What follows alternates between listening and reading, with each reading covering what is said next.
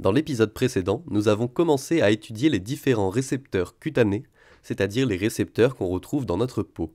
Nous nous étions intéressés à ceux qui participent à la sensibilité tactile. Dans cet épisode, nous allons nous intéresser à la sensibilité thermique, c'est-à-dire la sensibilité aux variations de température.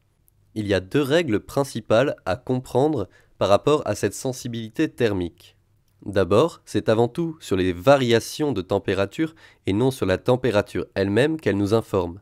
En partant donc d'une température à laquelle la peau est adaptée, si l'on augmente ou que l'on baisse que très légèrement la température, les récepteurs thermiques ne vont pas réagir longtemps, ils vont s'adapter très rapidement à cette nouvelle température.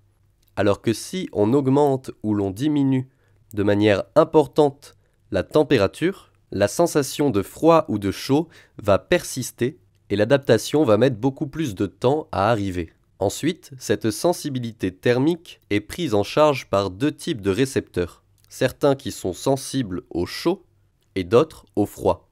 Ainsi, quand on va augmenter la température, ce sont les récepteurs au chaud qui vont s'activer et quand on va la baisser, ce sont les récepteurs au froid qui vont être activés.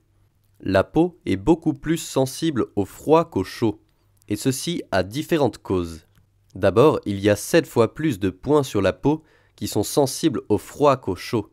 Les récepteurs au froid couvrent un champ récepteur beaucoup plus important sur la peau que les récepteurs au chaud. En plus, les récepteurs au froid sont très proches de la surface de la peau et transmettent l'information de manière beaucoup plus rapide, alors que les terminaisons des récepteurs au chaud sont positionnées plus profondément dans le derme. Ils vont donc mettre un peu plus de temps à ressentir les variations de température.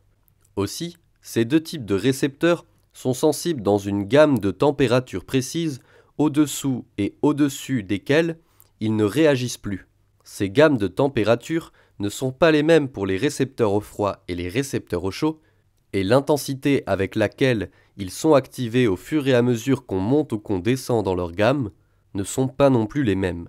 On remarque ainsi que les récepteurs au chaud sont activés environ de 29 à 45 degrés.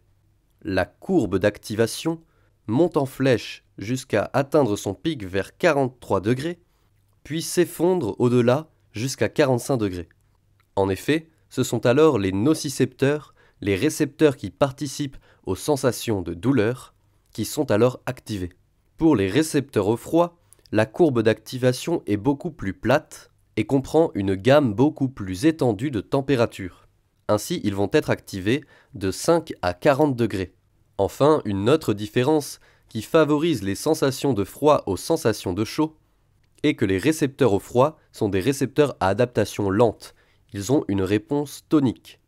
Ainsi, même quand la température se réchauffe ou alors qu'elle cesse de baisser, les récepteurs au froid continuent à envoyer des signaux pendant une durée étendue. Alors que les récepteurs au chaud sont des récepteurs à adaptation rapide. Ils ont une réponse phasique, c'est-à-dire que lorsque la température se stabilise, ils vont beaucoup plus rapidement cesser d'envoyer une activité, et aussi lorsque la température va baisser, ils vont s'arrêter net.